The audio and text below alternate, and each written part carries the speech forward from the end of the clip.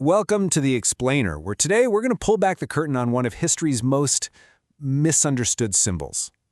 Okay, so when you see this iconic goat-headed figure, you know the one, your mind probably jumps straight to ancient demons or devil worship, right? Well, what if I told you that's not even close? That the real story is so much stranger, and that this supposedly ancient symbol isn't actually ancient at all? All right, let's dive into this. The Baphomet that we all think we know, it's really more of a ghost of history, a phantom, you could say, that was created entirely out of political greed. And our story, it starts way back in the 14th century, with one of the most famous and powerful military orders of all time, the Knights Templar. So picture this. It's Friday, October 13th, 1307. Yeah, that Friday the 13th.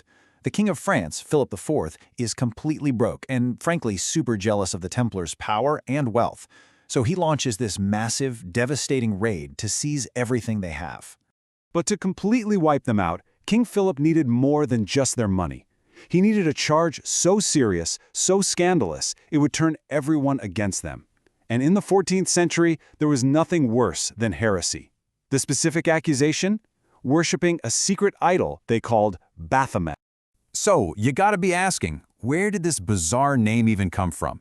Well, most scholars are pretty much convinced it was just a simple linguistic screw-up. It was likely a garbled Old French version of the name Muhammad, or, as we say today, Muhammad. The whole idea was to claim the Templars had secretly converted to Islam during their time in the East. But here's where the story gets really interesting. When the Inquisitors started torturing the Templars for confessions, nobody could agree on what Baphomet even looked like. Seriously, the descriptions were all over the map. Some guys said it was a severed head. Others described a wooden statue with 3 faces. A few even claimed it was just a black cat.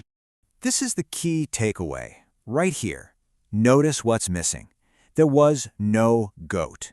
In fact, there probably wasn't any idol at all.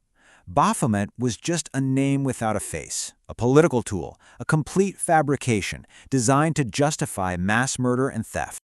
Okay, so if there was no goat, how did we end up with the image we have today? Let's jump forward in time, because for about 500 years, the name Baphomet pretty much disappeared. It just became a dusty footnote in the history books. 500 years. That's how long it stayed dormant. And then, suddenly, in the 1850s, a French occultist named Éliphas Lévi comes along, digs up the old name, and decides to finally give this phantom a body. See, Lévi's goal wasn't to create a demon. He was trying to draw a single, powerful symbol that represented what he called the absolute.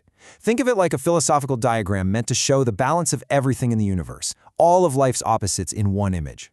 And if you look at his drawing, every single part of it is a metaphor for this balance. You've got the goat head representing our earthly, carnal side, the human body for our spiritual side. It has female breasts and a male phallus to show the balance of gender. The wings? That's our desire to rise above it all. It's a symbol of balance, not evil. So, just to be crystal clear, Lévi's Baphomet was never meant to be a demon. It was a map of philosophy. But, as you can probably guess, this complex idea was about to be hijacked and completely misinterpreted. So how on earth did a symbol of balance and equilibrium become the poster child for Satanism? Well, it basically happened in 2 big steps. First up, in the late 1800s, we have this epic prank. A journalist named Taxil decided to troll the Catholic Church. He started publishing these wild, fake exposés, claiming that the Freemasons were secretly worshipping Lévi's goat-headed Baphomet. The church completely fell for it, hook, line, and sinker. And then, at the height of the frenzy, Taxil holds a press conference and admits the whole thing was a giant joke to prove how gullible they were.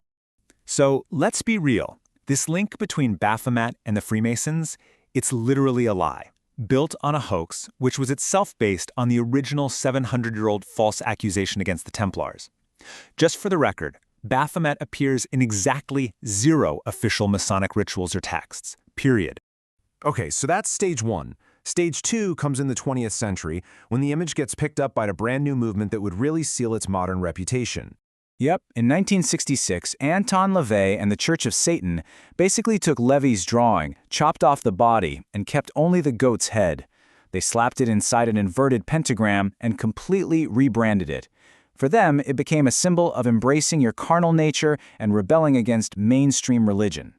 All of Lévi's original meaning about balance? Gone. So, when you put it all together, what's the big takeaway?